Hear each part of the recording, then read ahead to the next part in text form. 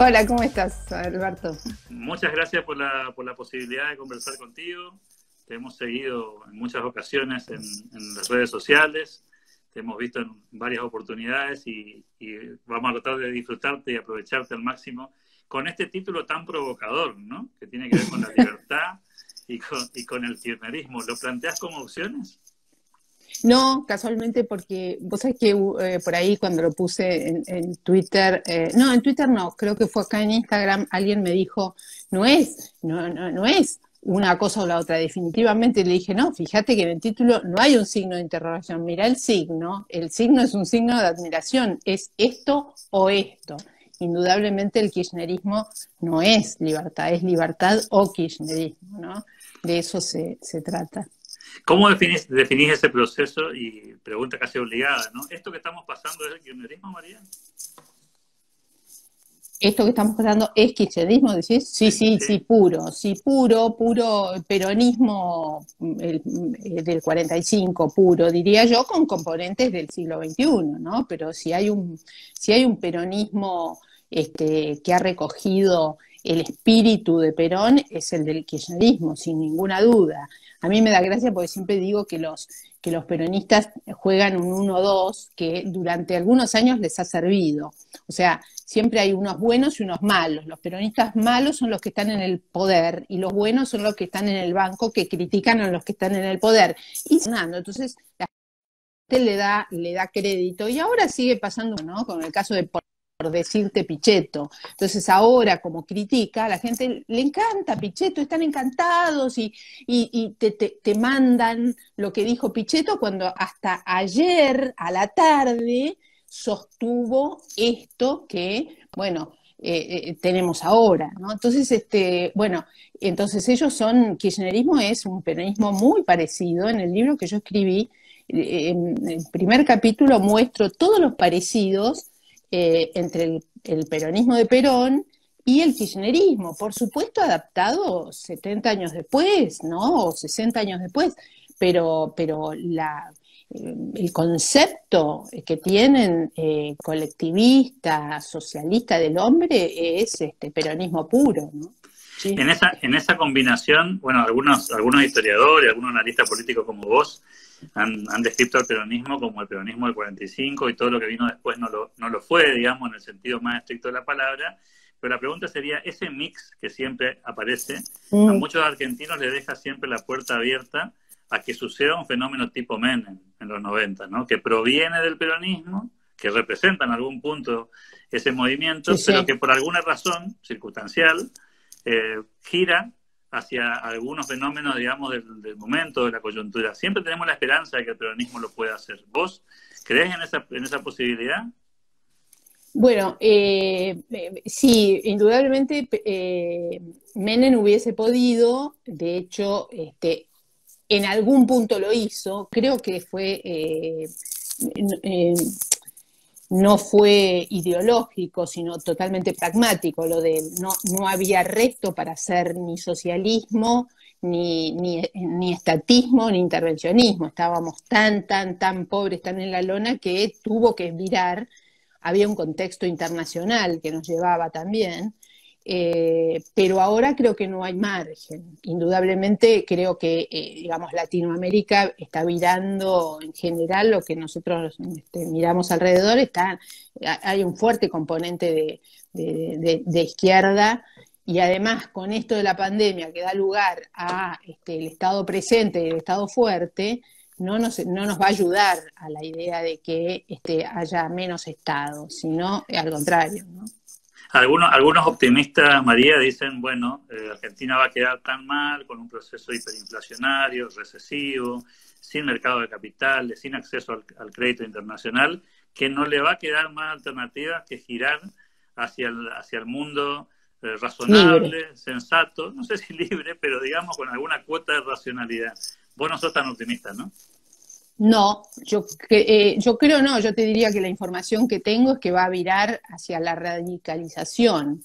O sea, por ahí la gente te escribe, ¿no? Ayer o antes de ayer hablaba con alguien por las redes, ¿no? Y le decía esa mirada de que esto, por ejemplo, esto explota en cualquier momento. Yo creo que es una mirada optimista de alguna manera, porque explota es una manera de que esto tiene un fin. Claro. O sea, llega a un punto donde explotó. Y le digo, pero a ver, explícame qué se explota, ¿viste? Entonces, no creo que explote y sé positivamente que no existe esa ilusión que tienen algunos sobre la interna entre los albertistas y el kirchnerismo duro o el cristinismo. No hay tal interna porque no hay albertismo, digamos, por lo menos sí en las personas, digamos, pero no hay en los lugares de decisión. La decisión la tiene 99% el kirchnerismo en cabeza de Cristina y la Cámpora. Entonces, esa de que, no, pará, que si gana la interna, el albertismo, hay un margen. No hay ninguna posibilidad porque esa interna nunca va a ocurrir. ¿Okay? Haciendo un paralelismo, y vos que sos analista política y conocés el tema, haciendo un paralelismo con sus diferencias, por cierto, todos recordamos aquel momento en el que el 2003 llega Néstor Kirchner al poder con 22% de los votos, con un Duhalde, digamos, de alguna manera fortalecido por un proceso político que lo puso en la presidencia de la Nación, con el acompañamiento de muchos gobernadores, y Néstor Kirchner hizo una especie de transición en la que en los primeros años convivió con muchos ministros del dualdismo, y después, de alguna manera, apareció lo que nosotros denominamos como el fenómeno del kirchnerismo. ¿Vos no creés que Alberto sea capaz de semejante dinámica política, independientemente de nuestra posición ideológica, ¿no?, respecto al kirchnerismo? Digo, como fenómeno político, ¿no te lo imaginás, Alberto, intentando construir ese proceso? No, yo creo que, inclusive te digo más, yo creo que Alberto podría ser un poquito mejor de lo que vemos si hubiese podido, pero no va a poder, digamos, él está capturado por el kirchnerismo. Vos fíjate que el peronismo hasta el kirchnerismo se repartía, por ejemplo, los nichos de poder. O sea, bueno, a los sindicalistas le daban estos dos ministerios, a este grupo de poder le daban estos otros. Fíjate que el kirchnerismo no hace eso, y ahora se ve clarísimo. Ellos le pusieron, por ejemplo, la cabeza en justicia, la cabeza es Losardo, o sea, la mano derecha de Alberto. Pero el número 2, el número 3, el número 4 son de Cristina. Y en todos los lugares pasó lo mismo, con lo cual el kirchnerismo está diseminado por todos los factores de poder. Ahora están capturando la justicia, la van a reformar a gusto y piacere, y van a nombrar a los jueces que ya hicieron, digamos, la limpieza, y ahora van a nombrar a sus jueces, de modo tal que no va a haber espacio para ese mentado albertismo. No lo va a haber, y hay digamos, un proyecto político en el kirchnerismo que Alberto no lo tiene, porque Alberto hace unos meses vino un día, Cristina lo llamó y fueron él y su alma. Entonces no hay un proyecto político del albertismo, hay un proyecto político del kirchnerismo. El coqueteo de Alberto con algunos espacios políticos, particularmente con el radicalismo, con ciertos sectores del radicalismo, nombrándolo a Alfonsín en cuanto a discurso puede, esta especie de fotografía repetida que hemos visto de Rodríguez Larreta de un lado y del otro lado Kicillof, y estas visitas que ha hecho el presidente de la Nación a algunas provincias en la última semana, Santiago del Estero, Tucumán, Formosa, Misiones, ¿qué lectura haces en el contexto de esta pelea o no pelea que vos bien describís recién? No, en realidad, ahí dice alguien Santoro, Santoro es un radical K de toda la vida, o sea, Santoro no es una construcción nueva, y además no corta ni pincha, Santoro, convengamos que estamos hablando de otro margen de importancia, ¿no?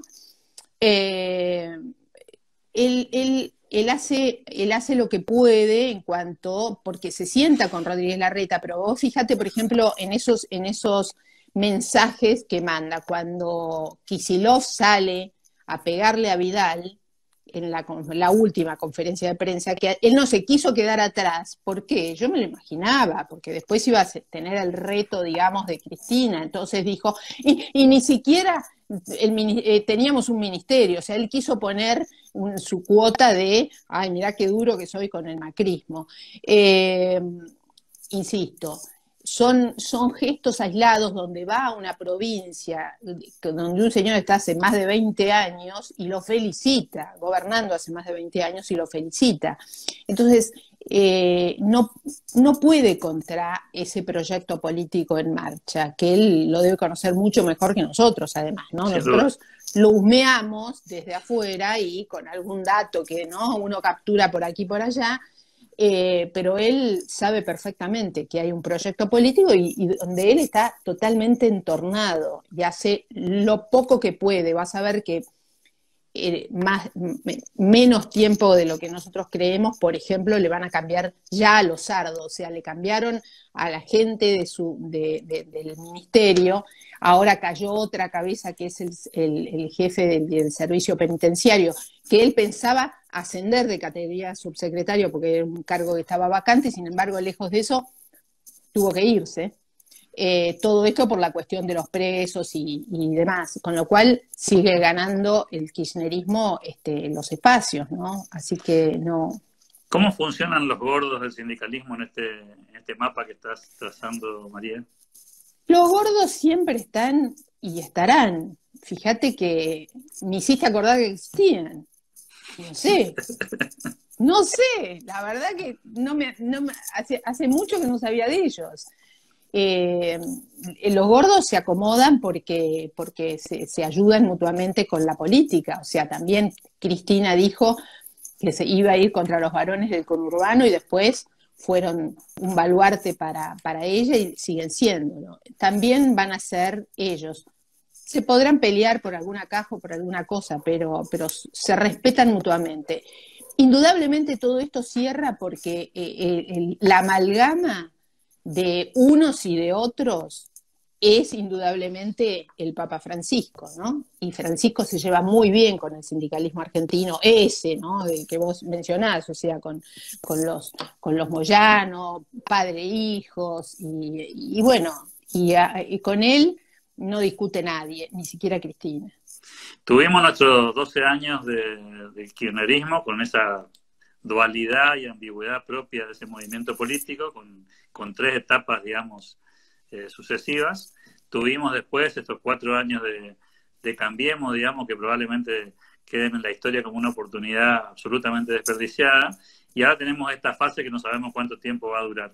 ¿Cómo ves la lucha por la libertad en este contexto? ¿Qué espacios quedan? ¿Y qué considerás que habría que hacer o cómo debería darse la batalla para defender lo que nos queda de libertad? La veo muy complicada porque no hay líderes que alrededor de quienes la gente pueda hacer algo, construir, ¿no? Vos ves las manifestaciones espontáneas de la gente. Yo ayer estuve en Tigre, donde la gente se manifestaba queriendo trabajar, ¿no? Tan simple como eso. Pero son cosas aisladas y espontáneas que sabemos a esta altura del avance de un sistema autoritario, populista, colectivista como no sirven de nada, no sirven. La verdad que las marchas o los cacerolazos no sirven para cambiar el rumbo de digamos, sistemas tan instituidos como este.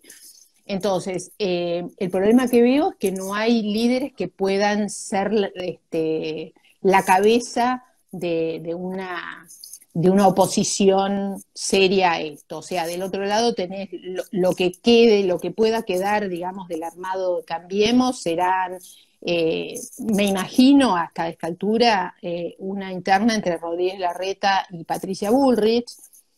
Me da igual, son 2 peronistas, hacedores, trabajadores, pero en cuanto a ideas no encuentro mucha diferencia entre ellos. Será una cuestión de factores de poder entre ellos, pero la verdad que me daría igual cuál ganara la interna, pero estamos hablando de otras ideas de la libertad, me imagino las que vos y yo compartimos.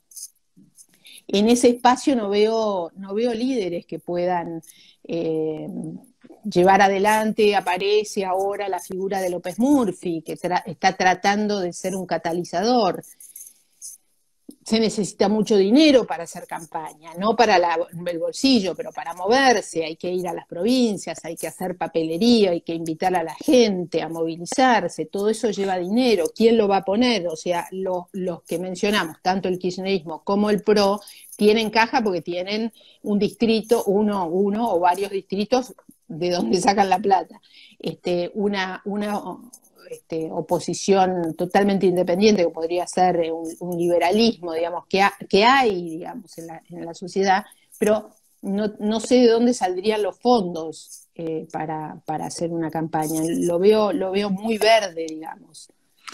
Si estuviéramos en Venezuela, alguien nos nombró acá en el intercambio que estamos leyendo ambos abajo, si estuviéramos en Venezuela, diríamos, bueno, el régimen de Maduro, obviamente, bien corrido a la izquierda, y una serie de opositores que no nos representan en lo más mínimo en términos ideológicos, como el caso de Guaidó, y tantos otros que pasaron por allí, ¿no? El mismo Capriles, forman de alguna manera un espacio opositor no liberal, pero tal vez un poco más institucional o más republicano, aún inclusive con ideas parecidas a las que defienden aquí en la Argentina movimientos como Cambiemos, Juntos por el Cambio, una parte del radicalismo.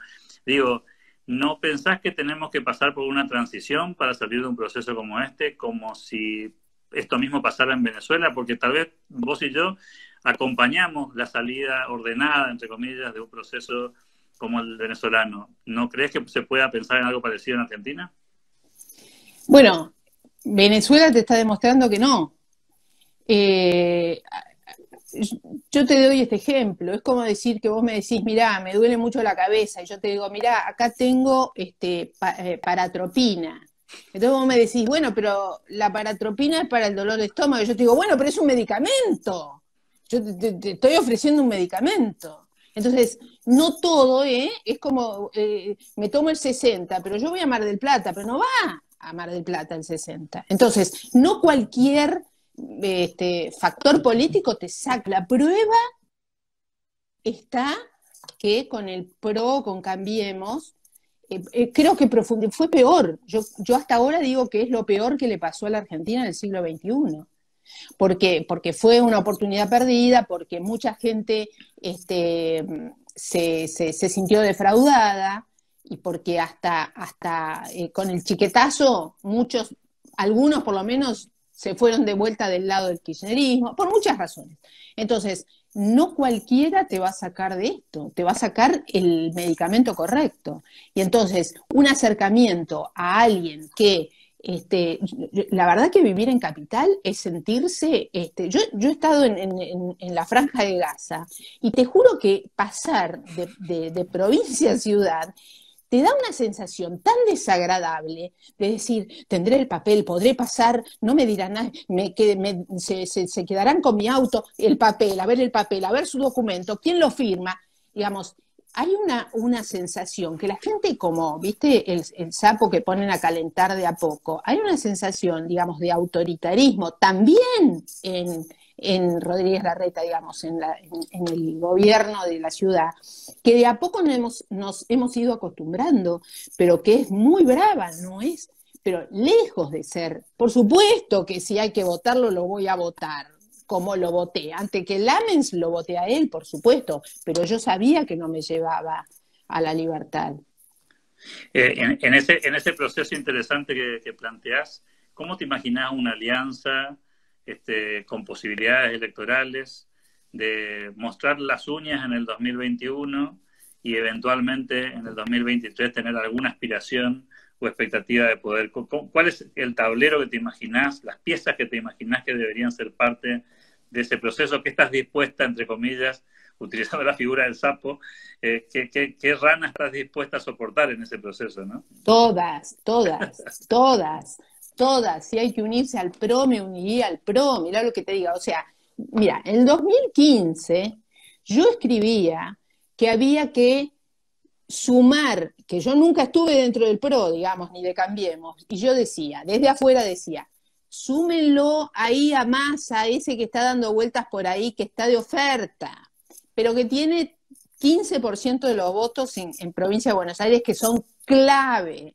Lo que me han dicho, que era masista, que era peronista, que era esto. No, era estrategia pura. Yo soy pragmática, soy liberal, pero el mal menor, yo decía, ¿qué lo querés? Porque el tipo no va a desaparecer porque a vos no te guste. ¿Lo querés al lado o enfrente? Metelo acá y te fortaleces un poco porque obviamente el gobierno era débil. Bueno, no, lo dejaron suelto. ¿Y el señor qué iba a hacer? Nada, no. Fue y se cruzó, por supuesto que no tiene escrúpulos. Se cruzó y esos votos le dieron la victoria. Así como le dieron la victoria a Macri en el 2015, se la dieron a Alberto Fernández en el 2019. Entonces, hoy digo exactamente lo mismo. ¿Con quién hay que hablar? ¿A quién hay que apoyar? Vamos con él. O sea, como vos decís, a mí no me gustó Capriles, no me gustó Guaidó, pero hay que apoyarlo. Lo que también soy realista en que no creo que sea una salida. Pero antes que el kirchnerismo, por supuesto, yo estoy viendo, y por lo que se dice, ni siquiera es Máximo Kirchner el candidato del 2023, es Axel Kicillof. ¿Vos te imaginás a Kicillof presidente? Entonces yo digo, ¿a quién hay que votar? Dame la boleta que la, ¿viste? Y bueno, unámonos a esos, pero ni siquiera creo que haya una voluntad de eso. Te llevo al territorio, digamos, del escenario 2019, en el que, bueno, hubo un poco esta conversación, ¿no? La conversación era, el kirchnerismo va a conseguir unir todo el peronismo y con eso puede ganar la elección. De este lado del mostrador está el Cambiemos, que fracasó como gobierno, que fue un fraude en términos, en muchas cuestiones, y hay un proyecto liberal. Ese proyecto liberal tuvo en marcha, tuvo una candidatura, para muchos también una desilusión, pero finalmente llegó el momento de la elección y participó del debate, pasó el debate y de alguna manera sacó un porcentaje de votos que para muchos fue una pérdida de tiempo. Si tuviese la posibilidad de estar en el mismo escenario, María, ¿qué le dirías a las fuerzas liberales de ese momento? Hubiese hecho pie en Capital, me hubiese hecho fuerte en un distrito, que fue lo que hizo muy bien el PRO. Fíjate el PRO lo que hizo. El PRO saltó de lo que pasa es que fueron unos irresponsables, digamos, ¿no? Pero si no, como estrategia, era fantástica, porque además el primero es un distrito que vos podés, al que podés acceder, podés ir en auto a recorrerlo, podés ir con 2 mangos haciendo campaña, podés llegar a la gente, podés tocar todos los timbres de la ciudad. Entonces, hacerte fuerte ahí, tener varios diputados nacionales, concejales, o sea, diputados de la capital, que es importante también, porque la gente no se da cuenta, pero las cosas que pasan en capital pasan por el Consejo Deliberado, por la legislatura, no sé cómo se llama ahora. Y diputados nacionales de capital. Eso hubiese hecho y no tirarme en una elección tan polarizada como ya claramente se sabía que iba a ser. Eso hubiese hecho. Y en ese sentido, hoy ya con el diario del lunes, terminada la elección, con ese famoso 41% que algunos quieren leer como un apoyo casi restricto a la figura del expresidente, ¿cómo se para el liberalismo de cara a lo que viene? Siempre asumiendo que el liberalismo, creo que coincidimos en esto, no deja de ser una expresión más, menos, pero siempre minoritaria, en un esquema casi te diría en cualquier país, ¿no? Pero particularmente en Argentina. ¿Cuál sería para vos el diseño del trabajo operativo de cara al 2021 en este caso? La verdad que no lo pensé, digamos, seriamente, pero así, lo primero que se me ocurre, vuelvo a lo mismo, haría pie en capital, que es donde está la fuerza, digamos, donde es más fácil ponerle el armado, volvería a hacer pie ahí y trataría de ser una variable de ajuste, o sea, así como hacen los partidos liberales en otros países, donde, bueno, negocian a favor de sus ideas un espacio de poder, como hizo de alguna manera en parte el liberalismo en la época de Menem, decir, bueno, pero vamos a llevar nuestras ideas a ciertos aspectos. Vamos a privatizar empresas, vamos a hacer cosas que nosotros proponemos, donde nos tengan que aceptar, digamos, ciertas condiciones, donde valgamos algo, pero cuando tengamos algo para ofrecer, ¿no? Que hasta ahora no lo tenemos.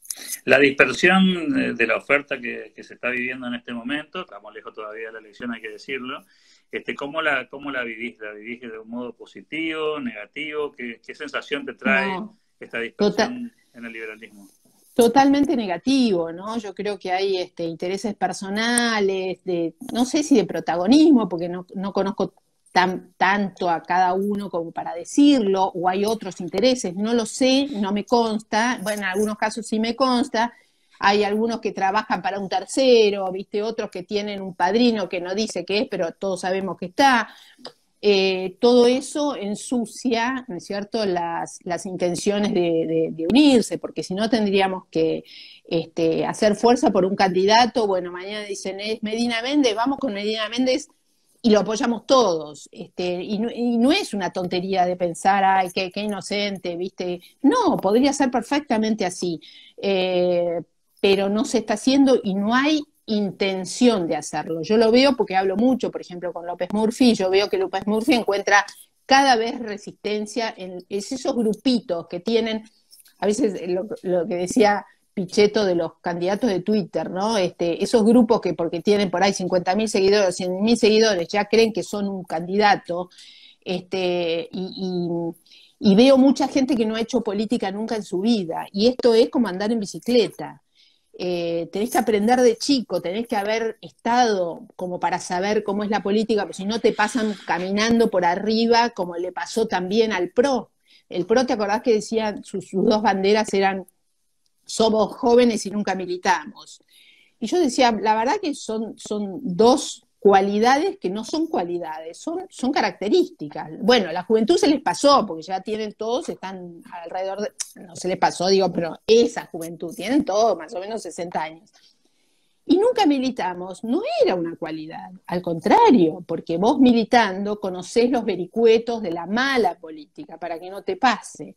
Entonces, esto es lo que está pasando ahora con esta ola de liberales que de repente saltan, y además hay otra cosa que veo, que son por ahí gente con una cierta carrera profesional hecha, con lo cual se consideran ya que no pueden ser un militante, ya tengo que, yo estoy para diputado, por lo menos, estoy para un cargo, ¿viste? Alto. Entonces saltan, ¿viste? De la nada, y la política no es eso, la política es arremangarse, ¿viste?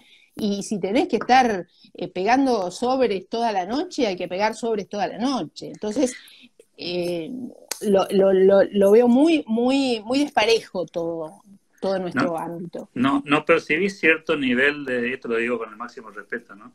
Cierto nivel de adolescencia en esta cuestión de la política, no porque seamos adolescentes en el sentido absoluto de la palabra, ni siquiera mentalmente, sino porque justamente se trata de un ámbito en el que no hemos madurado y por ahí somos muy maduros en el ámbito de académico o empresarial, o nuestras vidas personales, pero esto tal vez nos toma como si yo me dedicara mañana a la pintura, ¿no? Es decir, claro. Que no conozco nada y por el solo hecho de haber tenido algunos aciertos a lo largo de mi existencia en otro campo, crea que puedo ser un buen pintor y asimilar el proceso.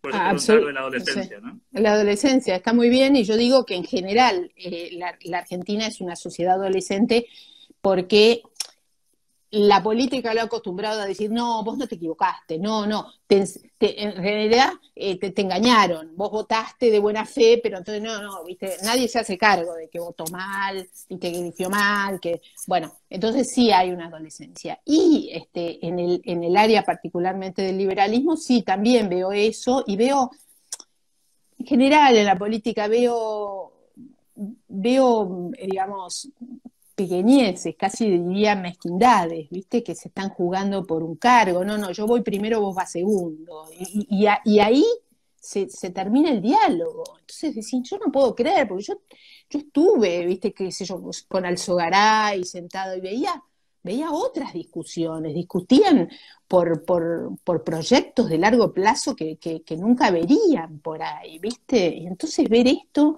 de que no, yo voy al Consejo, no, el Consejo Deliberante, no, yo voy a la Nacional, ¿viste?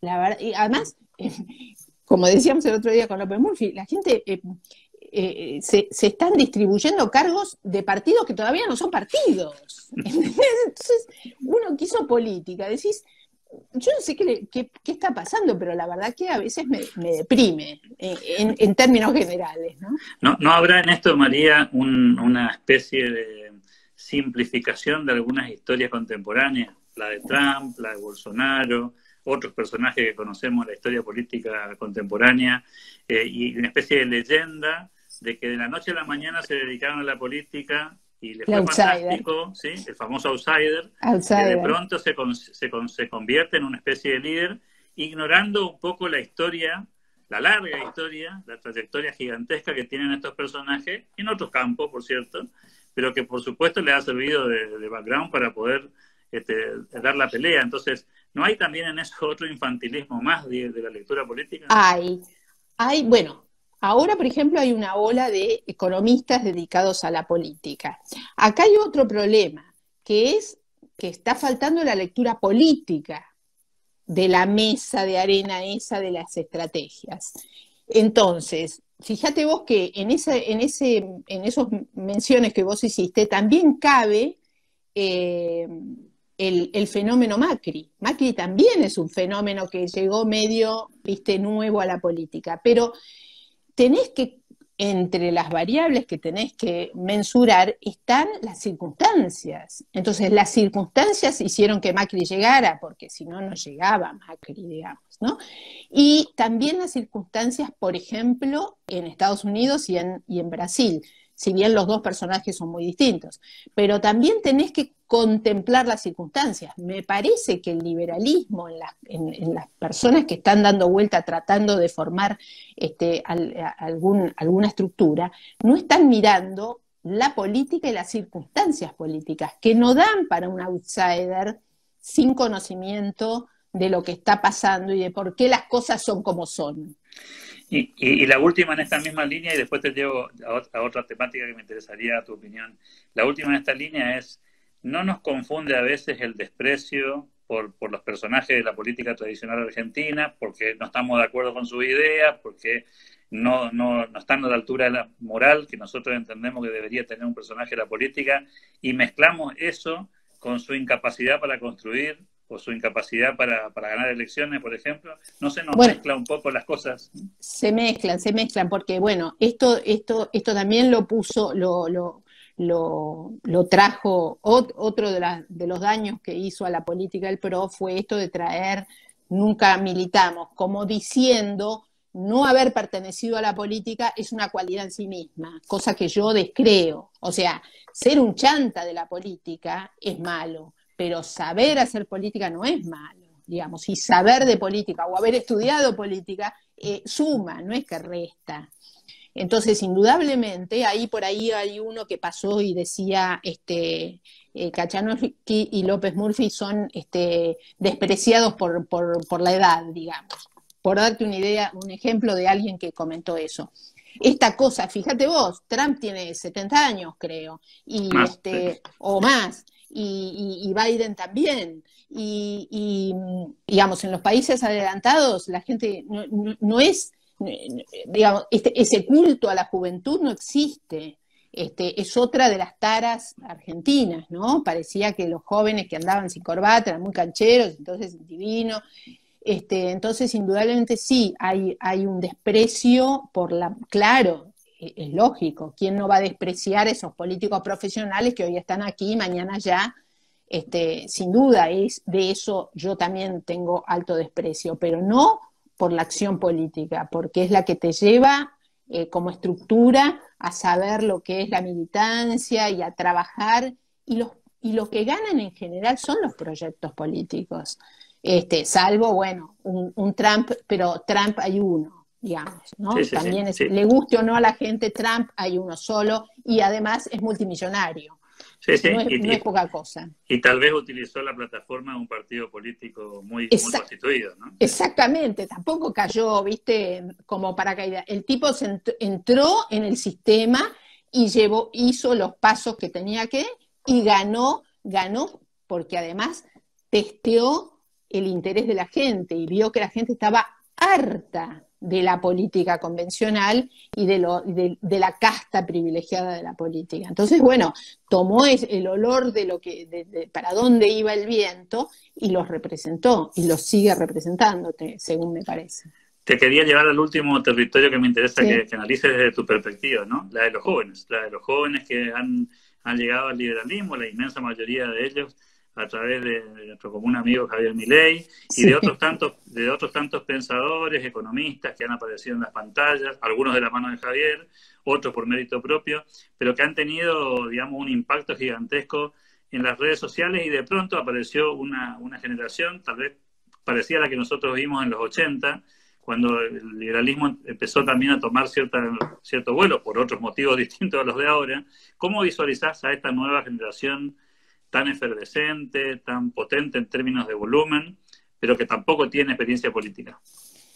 La visualizo fantástica. Yo te digo que yo, viste que hago radio con Javier y bueno, ahora se me hace que no caminamos por la calle, pero yo he caminado y la verdad que caminar tenés que tener mucho tiempo para caminar con Javier por la calle porque lo para uno, lo para el otro, lo para el otro, lo para el otro. Y vos ves, y yo le digo, Javier, fíjate que yo no creo que toda esta gente que te pare, y sobre todo hablando de jóvenes, sean todos liberales y hayan leído a von Mises. No. Pero los han captado 2 o 3. A mí me pasó un día, qué sé yo, estaba en el kinesiólogo y yo estaba haciendo un ejercicio y pongo el teléfono y me sale un mensaje de Javier. Y el kinesiólogo estaba unos metros más allá y escucha la voz y me dice, Milei, y me dice desde lejos, ¿no? Me dice, viste cómo les dice a los políticos en la cara que son unos chorros. ¿Qué te quiero decir con esto? Por H o por B, creo que Milei es el exponente de esta ola que indudable, ¿no? No puedo decir que sean los demás han estado muchísimo más años y no han logrado esta explosión que consiguió Milei. Entonces, él ha conseguido una adscripción, esto que te digo, salvando las distancias de Trump, que entendió por dónde venía la decepción general. Milei ha logrado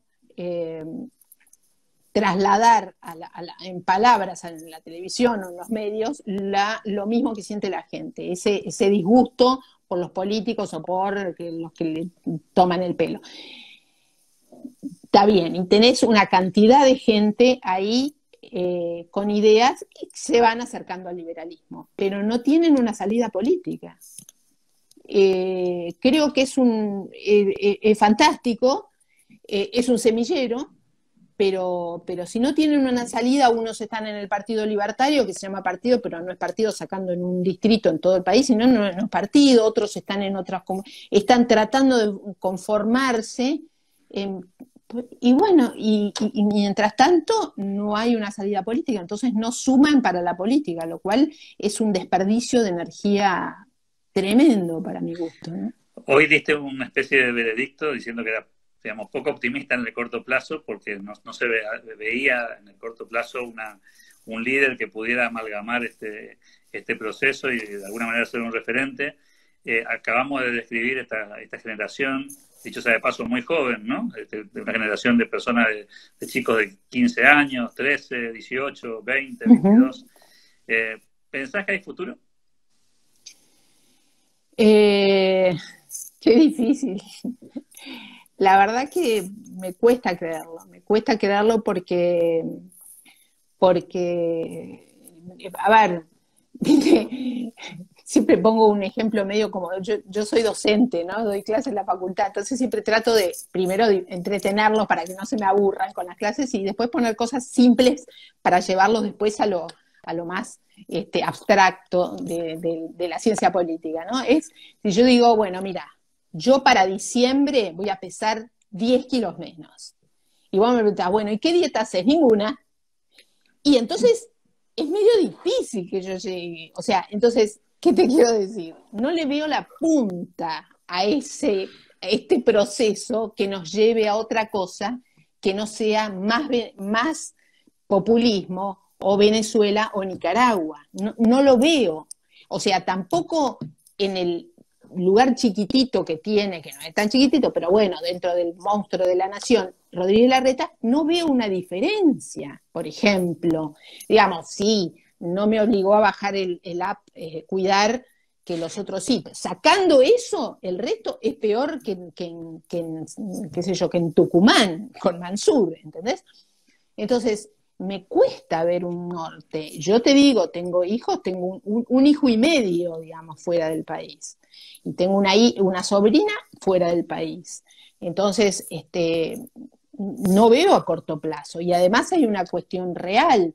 La gente trata de irse y vos ves una población, digamos, demográficamente, que una población que se reproduce en las villas, que eran, tenés 70.000 personas, 50.000 en cada una, que son poblaciones que el populismo los mantiene en la miseria y en la ignorancia para que los sigan votando a ellos. Entonces no hay manera, esa gente puede ser igual o mejor que nosotros dos juntos, pero no lo van a hacer mientras estén a expensas de ese poder político, y no hay manera de sacárselos.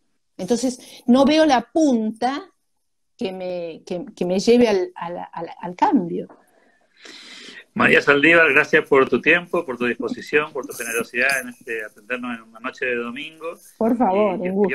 Y ojalá que podamos conversar pronto, tal vez con un horizonte distinto, ojalá que eso suceda. Claro, ojalá que yo me haya equivocado toda la noche. Muchas gracias, María. A vos por invitarme. Chao. Hasta luego.